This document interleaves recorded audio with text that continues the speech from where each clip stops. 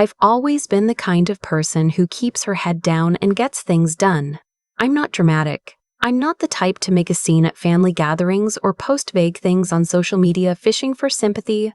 I show up, I do my part, and I go home. That's just who I am. So when I tell you what my sister did to me last Thanksgiving, I need you to understand. I would never make something like this up. I'm still processing it, honestly.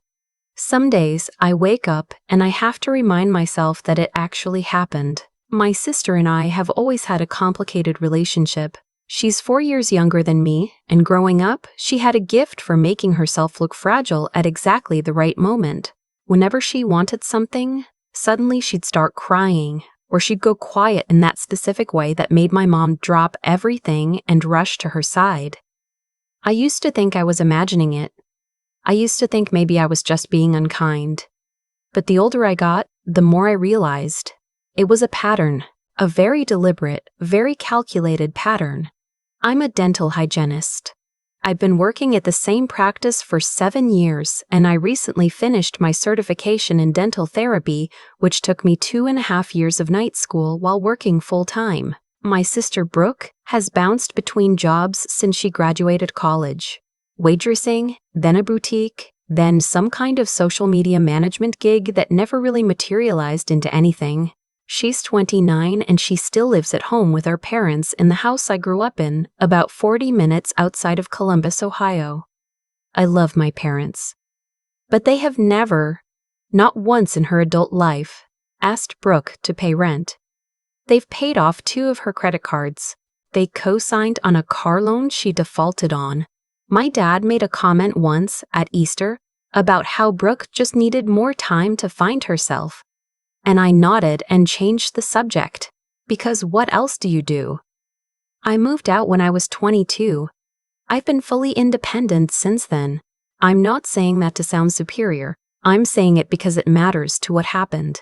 Thanksgiving this year was at my parents' house. It's always at my parents' house. My husband Tom and I drove up Wednesday night so we could help my mom cook in the morning. I brought 2 pecan pies and a cranberry sauce I'd spent an hour making from scratch. Brooke showed up Thursday afternoon, about an hour before everyone sat down, with a bag of rolls from the grocery store. Still in the plastic bag. She didn't even take them out and put them in a basket. That's not the point, but it's context. My aunt and uncle were there. My cousin and her boyfriend. It was maybe 12 people total, comfortable, loud in the way family gatherings get loud when everyone's talking at once. My mom had set out some of her nicer things. The china she saves for holidays, the crystal glasses, and on the buffet table she put out a little display of some sentimental pieces she collects. Old photographs in frames, a ceramic bird my grandmother had painted, and a small jewelry box where she keeps a few things that have been in the family for a long time. One of those things is a bracelet. It had belonged to my great-grandmother. It's not flashy. It's a simple gold bangle, a little worn, with a tiny engraved leaf pattern on the outside. It's not worth a fortune, maybe a few $100s at a jeweler's, but it's irreplaceable to my mom. She's had it since my great-grandmother passed when I was a teenager. She never wears it. She just keeps it safe. After dinner, while everyone was in the living room and the kids were running around, my mom went to put something away and noticed the jewelry box was open. She came back into the room with this look on her face, the kind that makes your stomach drop before she's even said a word. The bracelet was gone. My mom didn't make an announcement or anything. She quietly told my dad, and I noticed them both looking around the room, then going back to the buffet table, then looking again. I went over and asked what was wrong. She told me. I immediately started helping her look under the tablecloth, behind the little ceramic bird. Maybe it had slid off the edge and fallen behind the furniture. It wasn't anywhere. Brooke was standing in the kitchen doorway eating a piece of pie and watching all of this unfold. She didn't come help look. She just stood there. My dad eventually said gently that maybe someone had accidentally knocked it somewhere and we'd find it later. My mom nodded, but her eyes were red. I hugged her and told her we'd figure it out. 20 minutes later, I was in the front hallway putting on my coat because Tom and I were going to head back to our place. We had the dogs at home and they'd been alone since morning. My coat was hanging on the hook by the door, and next to it was my purse, a big tan leather tote I carry everywhere. I reached in to get my keys, and my hand closed around something small and hard that shouldn't have been there. I pulled it out. It was the bracelet. I just stood there holding it, genuinely confused. My first thought was that someone had found it on the floor and tucked it in my bag for safekeeping without telling me. Maybe my mom. Maybe my aunt. I walked back toward the kitchen to ask, and as I came through the doorway, Brooke looked at me and immediately looked at my hand. And she screamed. Not like a startled scream. It was theatrical and sharp, and everyone came running. She pointed at the bracelet in my hand and said, "That's Mom's bracelet. She had it. She took it. I saw her near the table." Everything stopped. My mom came in from the hallway. My dad, my aunt and uncle, my cousin and her boyfriend, everyone standing there looking at me holding my great-grandmother's bracelet, just having come from the front hallway where my coat and purse were. Brooke pointing at me, crying on cue. I said, as calmly as I could, "I just found this in my purse. I didn't put it there. Someone put it in my bag." My dad said, "Why would anyone do that?" And I didn't have an answer, because I didn't know yet. Brooke was sobbing by then, that particular kind of crying that sounds sincere but has always made me feel deeply uneasy. She said she'd seen me lingering by the buffet table earlier in the evening. That was true. I had been near the buffet table. I was helping my mom arrange things when we first got there Wednesday night. I was near the buffet table a dozen times throughout the day. So was everyone else. My mom looked at me with this expression I cannot fully describe. It wasn't accusatory exactly.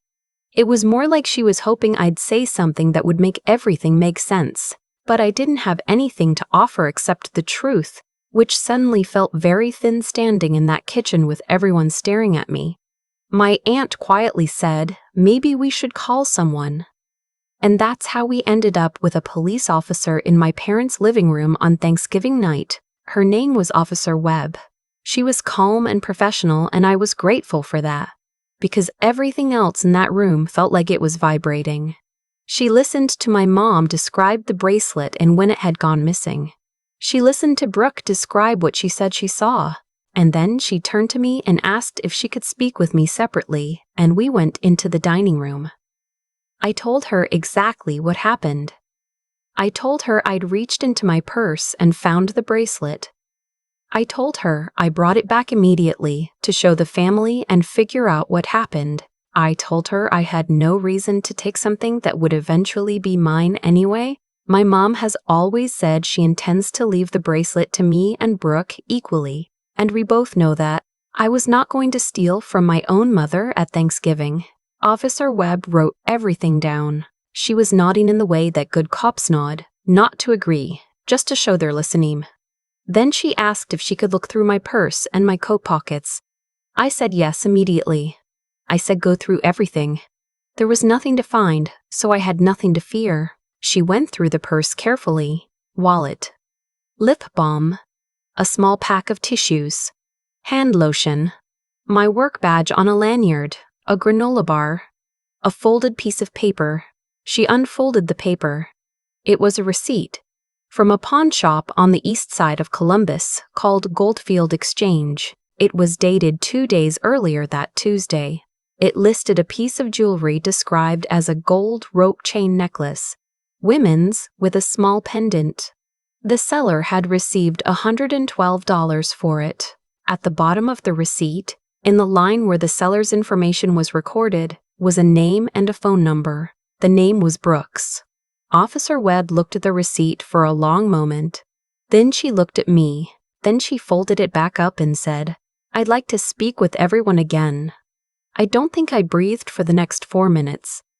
We went back into the living room. Everyone had been sitting in that uncomfortable silence that happens when no one knows what to say, and saying nothing feels safer. Brooke was in the armchair by the window, still dabbing at her eyes. My mom and dad were on the couch together. Officer Webb addressed the room in the careful, even way that people do when they're about to shift the entire weight of a situation. She said she had found something in the course of her search, and she asked Brooke directly whether she'd visited any pawn shops recently. Brooke's face changed. It was subtle, just a tightening around her jaw and a flicker in her eyes, but I have been watching that face my entire life and I caught it. She said no. Officer Webb held up the receipt, still unfolded, and said, "This was found in your sister's purse. It's a pawn receipt from Goldfield Exchange dated Tuesday, with your name and phone number listed as the seller. Can you explain how it got there and what it's for?" The room was absolutely silent. My mom said, "Brooke?" And Brooke said nothing for a long moment. Then she said it wasn't hers. She didn't know how it got there, that I must have put it there to make her look bad. Officer Webb said she would be following up with Goldfield Exchange to verify the transaction and review any available records on file with the sale. What happened next is something I've replayed in my head many times since. My mom stood up from the couch. She didn't say anything right away. She walked over to the buffet table in the dining room and she came back holding the jewelry box. She opened it right there in front of everyone and looked at what was inside. And then she looked at Brooke and said, very quietly, "Your grandmother's earrings are gone too." Brooke started crying again, but it was different this time. Messier, less controlled. My dad put his head in his hands. Tom reached over and took my hand and held it, and I realized I was shaking. Officer Webb spent another 40 minutes at the house. She took the receipt into evidence, got everyone's contact information, and told my parents they could file a formal report if they chose to pursue it. Before she left, she spoke to me briefly in the hallway and told me I was free to go and that I was not being considered a suspect. I thanked her. I'm not sure what else I said. I was operating on autopilot by then. Tom drove us home. I sat in the passenger seat and watched the highway lights go by and didn't talk for a long time. He didn't push me. He just drove and let me sit inside whatever was happening in my head. When we got home and the dogs were circling our feet and the house was warm and quiet, I finally started crying. Not just about the bracelet or the earrings or the awful theater of that night. I cried because of the look on my mother's face when she found me holding that bracelet. That fraction of a second before everything was explained, I saw it. She hesitated. She looked at me the way you look at someone you're suddenly not sure about. And even though she had her arms around me by the time we left, even though she called me the next morning and apologized and cried and said she was so sorry, I can't unfeel that moment. That's the part Brooke didn't understand when she made her plan. She thought she could humiliate me and walk away clean. She didn't understand that even when the truth comes out, some things leave a mark. Goldfield Exchange confirmed the transaction. The necklace Brooke sold was one that had also come from my parents' house. An older piece my mom had kept in a different drawer, one neither of us had noticed missing until my mom did a fuller accounting of her jewelry in the days after. Brooke had taken it weeks earlier. It turned out she'd been in financial trouble that she hadn't told our parents about, which is almost funny in its predictability because our parents would have given her money if she'd just asked. They always do. What she did that Thanksgiving was not about the money. She'd already gotten the money. What she did that night was a kind of insurance. She put the bracelet in my purse, planning to find it herself, planning to be the hero who caught her thieving older sister. Maybe she thought it would shift our parents' attention. Maybe she thought it would distract from whatever she sensed was coming when the missing jewelry was eventually discovered. I don't know exactly, and at this point, I'm not sure it matters. What matters is that she hid the pawn receipt in my bag by accident. She tucked it into the interior pocket, the same pocket where she'd slipped the bracelet, and she forgot it was in there.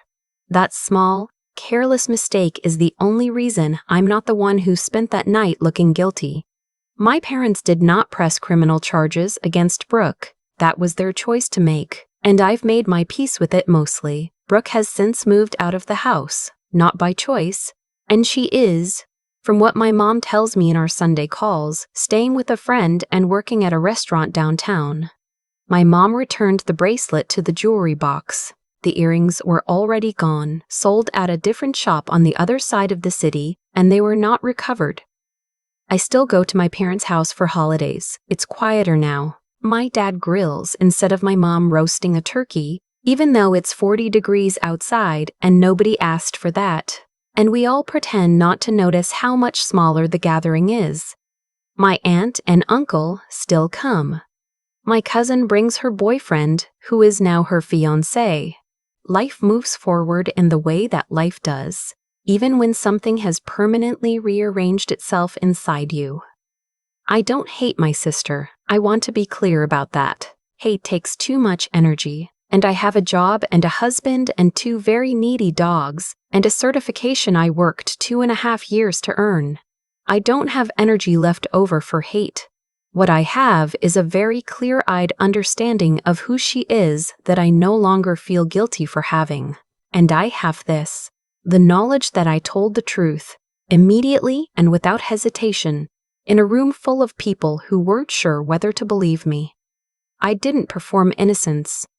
I didn't beg anyone to trust me. I said what happened, I opened my bag, and I let the truth do what truth eventually does when you give it room. If you've ever been the person in that room, the one everyone looks at before they've heard the whole story, the one who has to stand there holding something that doesn't belong to you and explain yourself to people who should already know you, I want you to know something. The people who love you will come around, and the ones who don't or who can't are telling you something important that is worth knowing. The bracelet is back where it belongs. So am I.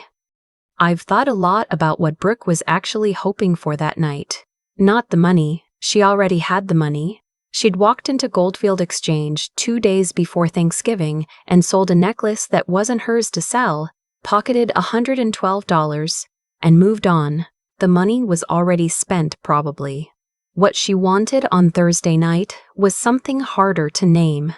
She wanted the room to look at me the way it briefly did, with that pause, that hesitation, that awful silence before anyone says a word. She wanted to borrow credibility by destroying mine. That's the thing about people who operate the way Brooke does. They're not always calculating in a mastermind way. Sometimes it's messier and smaller than that. Sometimes it's just someone who has spent their whole life learning that if they cry at the right moment, someone else takes the fall. She didn't think through the receipt. She didn't think through the fact that pawn shops keep records, that Officer Webb would follow up, that one small folded piece of paper tucked into the wrong pocket would unravel the whole thing. She didn't think it through because she never had to before. Nobody ever made her think it through. And here's what I've come to understand since then. Not as some lesson I read somewhere, but as something I now know in my body from living through it. The truth doesn't need you to defend it very loudly. It needs you to stay calm, stay honest, and give it room. I said what happened. I opened my bag without flinching. I stood there and I let the facts speak. That's all I did.